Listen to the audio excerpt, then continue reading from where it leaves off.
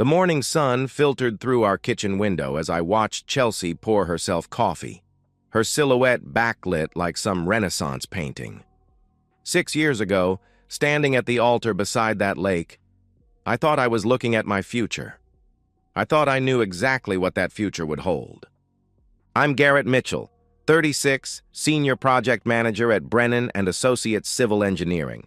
$98,000 a year, steady work, the kind of career that builds something real. The kind of career that bought this house when I was 29. 4 bedrooms, 3 baths, hardwood floors throughout. Paid in cash after years of living like a monk, saving every penny, investing smart. Meeting Chelsea Ramsey was like stepping into a different world. I was at a charity fundraiser for the Children's Hospital, nursing a beer in the corner, when she walked up and asked if I was having as terrible a time as she was. That laugh, God, that laugh could light up a room. She was working as an administrative assistant at Morrison and Associates, one of the big law firms downtown. 28 years old, ambitious, talking about maybe going back to school for her paralegal certification. We were inseparable within weeks. Those first 2 years of marriage were exactly what I'd imagined. Partnership, building something together. Chelsea contributed her share those first 2 years. Her assistant job paid $38,000, and she was good with money. We'd split groceries, utilities, date nights. Everything felt balanced, equal, real. Then came the conversation that changed everything. "I'm burned out, Garrett," she said one evening.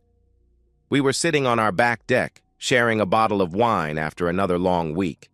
"I hate that place. The lawyers are condescending. The work is mindless, and I'm tired all the time." "What if I just took a break?" she continued, testing the waters. "Focused on us for a while?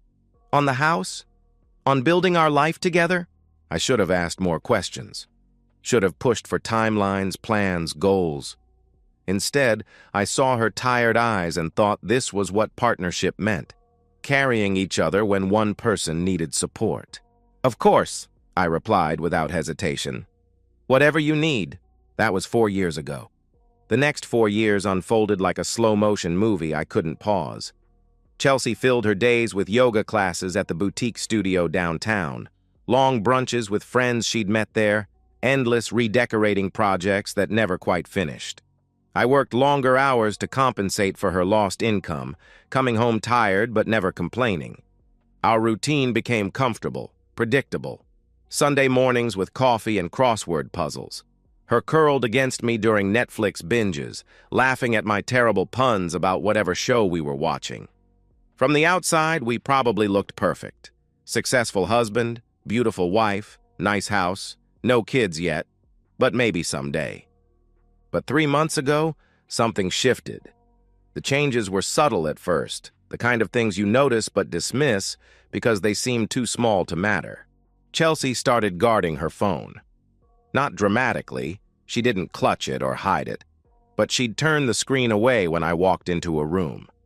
When texts came through during dinner, she'd glance at them and smile, but when I'd ask, "Who's that?" she'd respond vaguely with something like, "Just Jenna planning brunch," or "My yoga instructor about tomorrow's class." Why wouldn't I believe her? This was my wife. Trust was the foundation of everything we'd built. Then came the gym membership. "I want to try something new," she announced one Tuesday evening. "There's this amazing fitness center downtown, Apex Fitness. They have personal trainers, specialized classes, really cutting-edge equipment." I looked up the place later that night. $200 a month for a gym membership. I'd been working out at the YMCA for 15 years at $30 a month. But if Chelsea wanted something nicer, we could afford it. "Whatever makes you happy," I told her the next morning. 4 times a week became 5. 5 became 6. She'd leave at 9 in the morning and come home at 2 in the afternoon. "I stayed for an extra class," she'd explain, cheeks flushed, hair damp with sweat.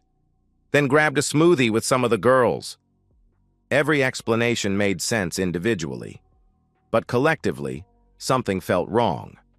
My engineering brain, trained to spot patterns, to notice when numbers didn't add up, Started cataloging inconsistencies I couldn't ignore. Chelsea had always been social media obsessed, posting yoga poses and brunch photos constantly. Suddenly, her Instagram went quiet.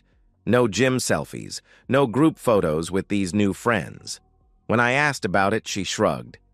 "I'm trying to be more present," she explained, "less focused on documenting everything." The phone calls started 3 weeks later. Late at night after I'd gone to bed, I'd hear her voice through the bathroom door, low and animated.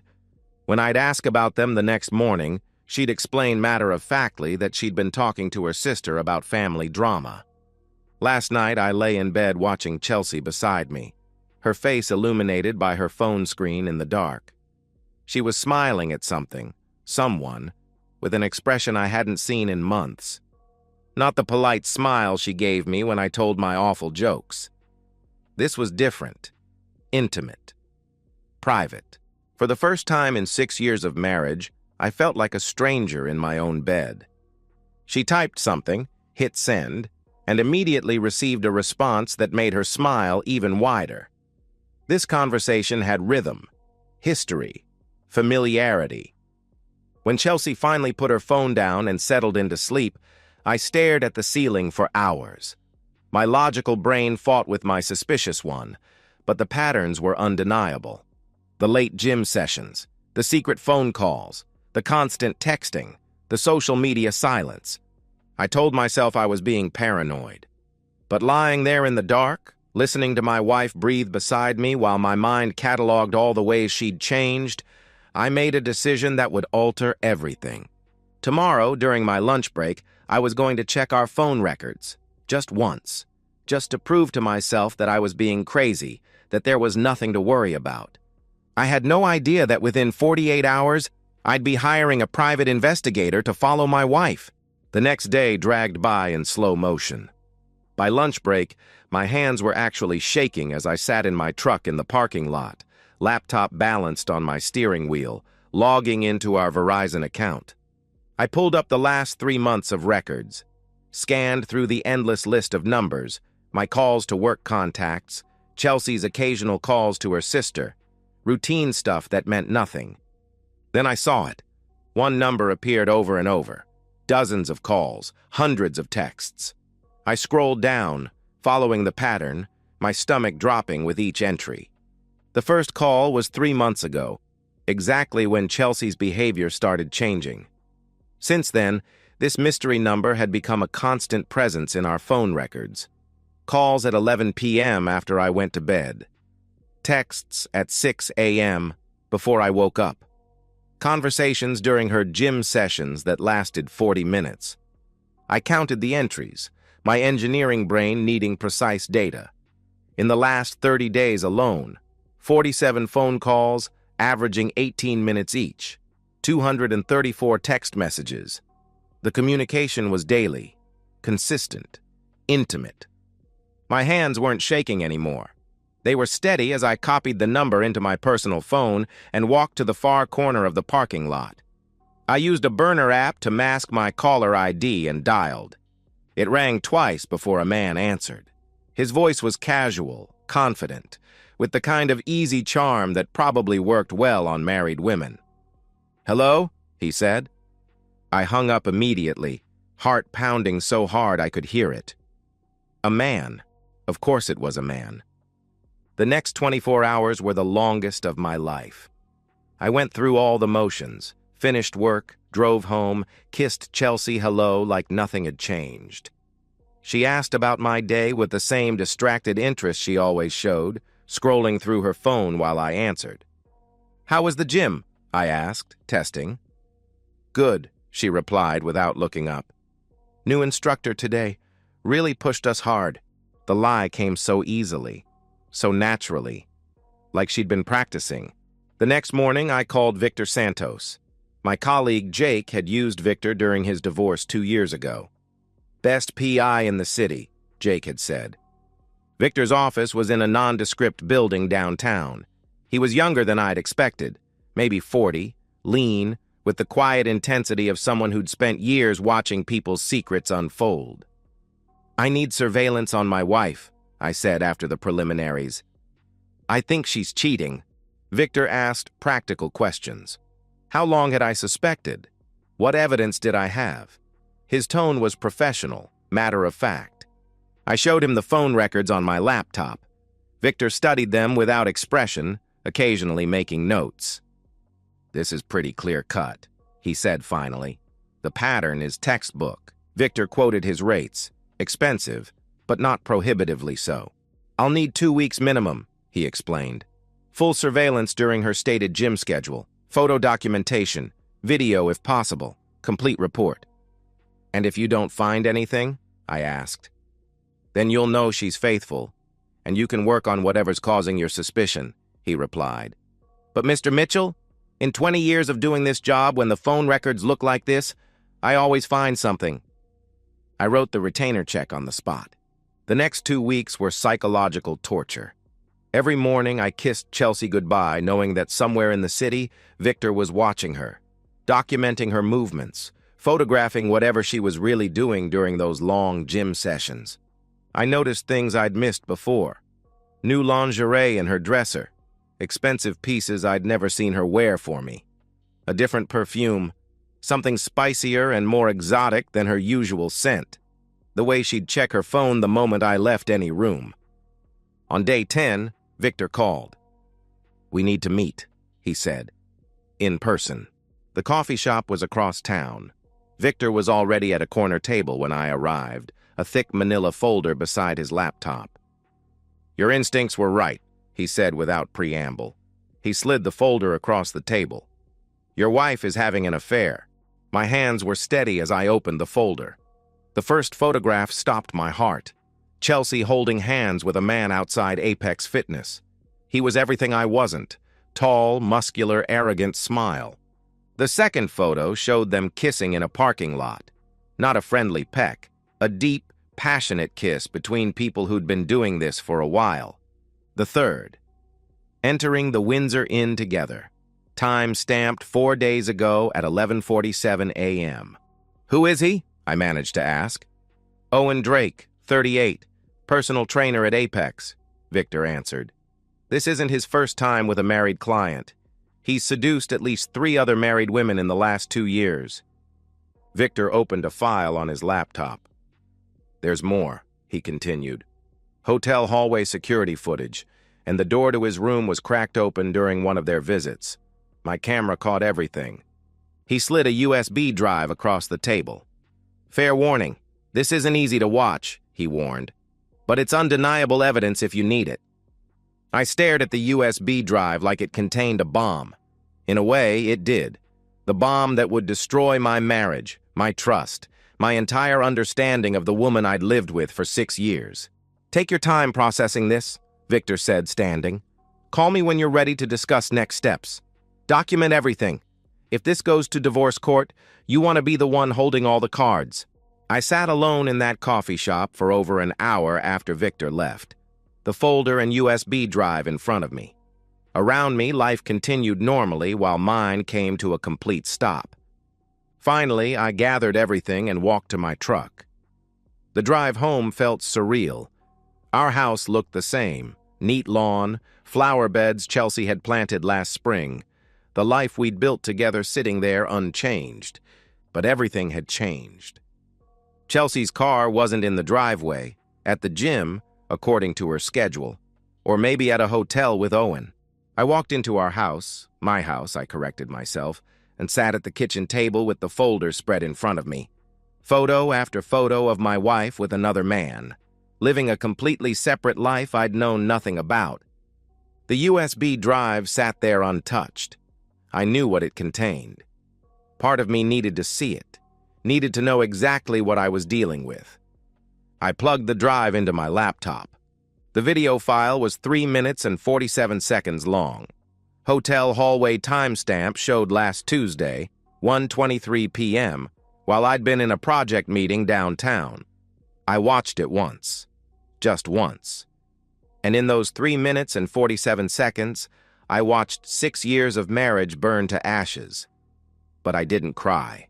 I didn't break. Instead, I picked up the phone and called Victor back with one simple instruction. Document everything, because I'm about to destroy her. The hotel footage was crystal clear. HD quality, perfect audio, time-stamped evidence that would hold up in any court. I watched my wife of 6 years moving on top of another man with enthusiasm she hadn't shown me in months. Her laughter echoed from my laptop speakers, the same laugh that used to make me feel like the luckiest man alive. What struck me wasn't the explicit nature of what I was watching. It was Chelsea's complete comfort. This wasn't a moment of weakness or a one-time mistake. This was routine, practiced.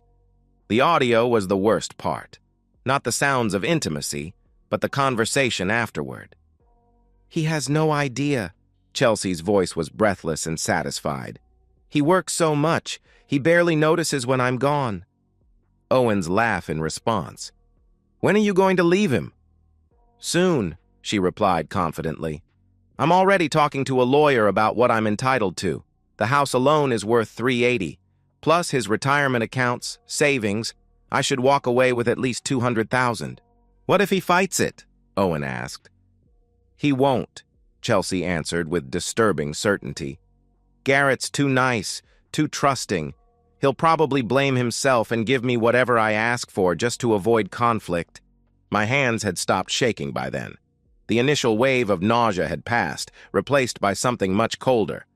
My engineer's mind took over, processing this as a problem with variables that needed solving. I closed the laptop and called Victor immediately. I need everything compiled into a professional report, I told him. Multiple copies. Court-ready documentation with photos, timeline, financial evidence, everything.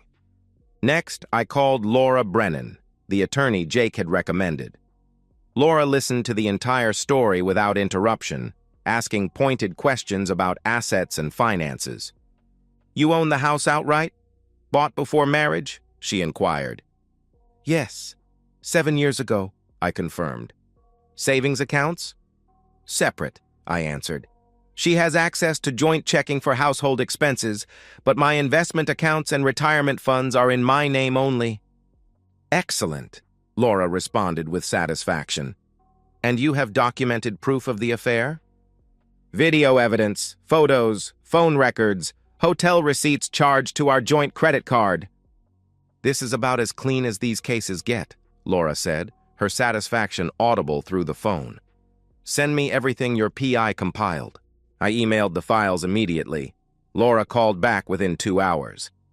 This evidence is airtight, she declared. But here's my advice. Don't confront her yet. Let her make the first move. People in her position often overplay their hand when they think they're in control. For the next 2 weeks, I lived a double life. Days at work proceeded normally, but evenings at home became elaborate theater performances. I'd kiss Chelsea when I came through the door, ask about her day, listen to her lies with complete composure. She'd tell me about yoga classes that didn't exist and friends I'd never met. How was the gym today? I'd ask, making it my daily test question. Brutal, she'd respond with practiced ease. Owen, that's the new trainer I mentioned, had us doing these insane circuit workouts. She'd rub her shoulder for effect. But it feels great to push myself, you know? Owen. She'd started mentioning him by name, testing how I'd react to hearing about the man she was sleeping with. When I'd nod and say something supportive, she'd smile with what I now recognized as contempt. During this period, I was systematically securing my financial position, making copies of bank statements, retirement account summaries, tax returns, changing passwords on my personal accounts. The psychological warfare was the hardest part, sitting beside someone every night who was actively plotting your destruction while pretending to love you. 3 weeks after hiring Victor, the moment I'd been waiting for finally arrived. I was working late on a laptop in our living room when Chelsea came home from another extended gym session. Her hair was damp, her cheeks flushed. But tonight was different. Her eyes were red and swollen. Her makeup was smudged like she'd been crying. "We need to talk," she announced, her voice trembling with what I now recognized as rehearsed emotion. I looked up from my laptop with perfect confusion. "About what?" I asked innocently. "I know you've been cheating on me," she declared. The accusation hung in the air between us like a challenge. I let surprise and hurt cross my face while my mind raced through her strategy. Classic Darvo: deny, attack, reverse victim and offender. Frame the betrayed spouse as the betrayer to justify your own actions. "Excuse me?" I responded, feigning shock. "Don't lie to me, Garrett," she continued, building momentum. "I've seen the signs. The late nights at work. The way you've been distant lately." Her voice gained strength as she built her case. "I know you're sleeping with someone." "You think I'm having an affair?" I asked with perfect bewilderment. "I don't think it. I know it," she shot back, crossing her arms with righteous anger replacing fake tears. "And I'm done. I want a divorce." I paused, letting the silence stretch. This was it, the moment she'd been building toward for months. "Okay," I said calmly. She blinked, clearly thrown off her script. "Okay?" she repeated, confused. "If that's what you want, then yes. Let's get divorced," I replied with unsettling composure. She'd expected denial, pleading, bargaining. Instead, I was giving her nothing. "Good," she recovered, though confusion flickered across her face. "My lawyer will be in touch with yours about the settlement." "What settlement?" I asked with genuine curiosity. "Half of everything, Garrett," she declared triumphantly. "The house, your savings, your retirement accounts. You destroyed this marriage with your cheating, and I'm entitled to compensation."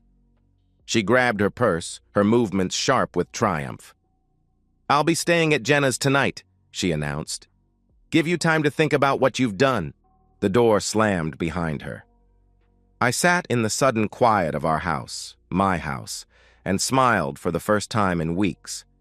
She'd done exactly what Laura predicted: overplayed her hand, revealed her strategy, positioned herself as the victim while demanding a massive payout for a marriage she'd already destroyed. I made 2 phone calls. First, Victor. "Send me every piece of evidence," I instructed. 10 copies of everything, professionally bound. Second, Laura. "Chelsea just accused me of adultery and demanded half my assets in a divorce settlement," I reported. "While she's the one committing adultery?" Laura asked for confirmation. "While she's been sleeping with her personal trainer for 3 months and charging hotel rooms to our joint credit card," I answered. "Perfect," Laura replied with palpable satisfaction. "She just committed strategic suicide." 3 days later, my phone buzzed with a text from Tyler, Chelsea's younger brother. "We're coming over tonight, 7 p.m. You better have answers."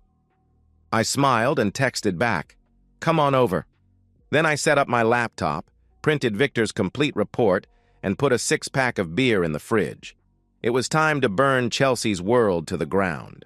At 6:55 p.m., I watched headlights sweep across my living room window. Dennis's pickup truck, I'd recognize that rusted Ford anywhere. Through the windshield, I could see 4 silhouettes: Dennis, Karen, Tyler, and Chelsea herself. I'd spent the afternoon preparing with methodical precision. 10 copies of Victor's complete report sat on my coffee table, each one professionally bound. My laptop was open, USB drive inserted, hotel surveillance video cued to the most damning moment. 6 beers chilled in the refrigerator. Not for them, but for me. This was my show now. The pounding on my door came at exactly 7 p.m. I took my time answering. They pushed past me the moment I opened the door, Dennis first with his retired cop authority, Karen wringing her hands behind him, Tyler red-faced and aggressive, and Chelsea trailing last with that victimized expression she'd been practicing. "You son of a bitch," Tyler spat, getting in my face immediately. "You cheated on my sister." I looked at him calmly. "Sit down," I commanded. "Don't tell me to—" He started to protest. "Sit down," I repeated with absolute authority. Something in my tone, the complete lack of fear, made them all pause. They arranged themselves like a tribunal. Dennis took the armchair, positioning himself as the family patriarch. Karen perched nervously on the couch beside Tyler. Chelsea remained standing in the corner, arms crossed, wearing that smug expression of someone who thought they'd already won. I walked to the coffee table and picked up the stack of reports. Professional. Thorough. Damning. "Before we talk," I announced, "I want you all to read something." I moved around the room methodically, handing each person their copy. Dennis opened his immediately. 25 years as a cop had trained him to evaluate evidence quickly.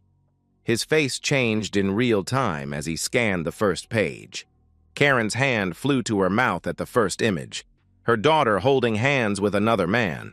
Tyler flipped through faster, his righteous anger draining from red to pale white. "What the hell is this?" he demanded. "That," I said with surgical calm, "is a private investigator's report documenting your daughter's 3-month affair with her personal trainer, Owen Drake." "You're lying." Chelsea started from her corner. "Shut up, Chelsea," I said coldly, not even looking at her. I turned to my laptop and pressed play. The hotel surveillance footage filled my 55-inch TV screen. Crystal clear resolution, perfect audio, time-stamped evidence that couldn't be disputed. First, Chelsea and Owen entering the Windsor Inn together, his hand on her lower back, both of them laughing. Then, hallway security camera showing them kissing against room 304's door. Then, the interior footage from Victor's camera. Chelsea naked, moving on top of Owen with enthusiasm she hadn't shown me in years. Her voice clear through my speakers. "He has no idea. He works so much he barely notices I'm gone." "Oh my God!" Karen gasped, covering her eyes. "Turn it off," Dennis commanded, his voice shaking. "Not yet," I replied, my voice remaining surgical and cold. The video continued, audio clear enough to capture every damning word. "When are you leaving him?" Owen asked. "Soon," Chelsea answered confidently. "I'll take half of everything. That house alone is worth $380. Plus his retirement, his savings. I should walk away with at least 200 grand. "What if he fights it?" Owen pressed. Chelsea laughed. "He won't. Garrett's too nice. He'll probably blame himself and give me whatever I ask for." "Jesus Christ, Chelsea!" Tyler exclaimed, standing up abruptly. I paused the video, freeze-framing on Chelsea's face mid-laugh, completely relaxed and confident in her betrayal. The room was silent except for Karen's quiet sobbing. I walked slowly toward Chelsea, who had pressed herself against the wall, tears streaming down her face. Not tears of remorse, tears of being caught. "Are you sure," I whispered, "that you want to take half my assets?" She slid down the wall, collapsing onto the floor. "Please, Garrett," she begged. "Turn it off. I can explain." "Explain what?" I asked, turning to face her family. "She came to me 3 days ago, accused me of cheating, demanded divorce and half of everything I own. She tried to frame me to justify stealing my money. But I've known for weeks, had her followed, documented. Everything you just saw is time-stamped, legally obtained evidence." I walked to the refrigerator and pulled out a beer. The bottle opener's pop echoed in the silence. I took a long drink, the picture of calm control while Chelsea sobbed. Karen stood first. She walked over to her daughter. For a moment, it looked like maternal comfort. Then, crack. The slap echoed through the room like a gunshot. Chelsea's head snapped to the side. "How could you?" Karen cried, her voice breaking. "How could you do this to him? To us?" Dennis rose next. He looked down at Chelsea with complete disgust. Crack! His slap was harder than Karen's. Chelsea sprawled sideways. 34 years, Dennis said, his voice flat and dead. 34 years I thought you were the best thing I ever did. I was wrong. Tyler just shook his head. "You're pathetic, Chelsea," he said with disgust. "He fucking loved you." I took another drink. "Owen Drake has done this before," I informed them. "At least 3 other married clients. Your daughter was just another conquest." Dennis turned to me. "Why are you showing us this?" he asked. "Because she came to you first," I answered. "Lied to you. Made you think I was the villain. I wanted you to know exactly who your daughter is. what she tried to do. I can't. I need to get out of here, Tyler muttered, moving toward the door. Karen followed, still crying. Dennis stopped at the door, turned back to Chelsea. Don't come home, he declared. You're not welcome. The door closed behind them. Chelsea looked up at me through swollen eyes. Please, Garrett, she pleaded. We can work through this. Sign the divorce papers, Chelsea, I said, finishing my beer. My lawyer will send them tomorrow. You have 30 days. Fight it, and I release this video publicly. Your choice. She stumbled to her feet, trying to move toward me. I stepped back. Get out of my house, I commanded. Chelsea left, broken, destroyed. The house was finally quiet. Finally mine again. 3 months later, I stood in my new downtown condo, floor-to-ceiling windows overlooking the city lights, a beer in my hand, and the signed divorce decree on my coffee table. Final. Complete. Chelsea received exactly nothing in the settlement. No house equity, no savings, no alimony. The affair evidence had been so overwhelming that even a sympathetic judge couldn't have awarded her anything substantial. She'd signed within 72 hours of that family confrontation. Smart choice, considering the alternative was public humiliation. The house sold faster than expected. I kept the profit, every penny. Bought this condo in cash and banked the rest. Starting over at 36 with zero debt and complete financial freedom was liberating. Chelsea moved into a studio apartment across town. 600 square feet, questionable plumbing. She got a job waitressing at a chain restaurant, the first real work she'd done in 4 years. Owen ghosted her the moment Victor showed up at Apex Fitness for a friendly conversation about professional boundaries. Chelsea went from conquest to liability overnight. Dennis and Karen haven't spoken to their daughter since that night. Tyler blocked her number. Her social circle evaporated once word spread about the affair. My dating life started slowly. Coffee dates, casual dinners, nothing serious. I wasn't ready for commitment, might never be again, and I was honest about that up front. Work became more satisfying than ever. Got promoted to senior project manager with a substantial raise. My colleagues knew I'd gotten divorced, but nobody asked for details. Some evenings, standing at these windows with a beer, watching traffic flow through the city below, I think about that night 3 months ago. 4 people had entered my house believing they knew the truth about me. 4 people had left knowing the truth about Chelsea. I don't think about my ex-wife often anymore. When I do, it's not with anger, just clarity. The recognition that some people are exactly who they show you to be when they think nobody's watching. I protected myself, documented everything, planned carefully, and when someone tried to destroy me, I made sure the truth came out first. Justice isn't always loud or dramatic. Sometimes it's just a video, a slap, and a cold beer. Sometimes it's knowing you did everything right when someone else did everything wrong. I'm living proof of that.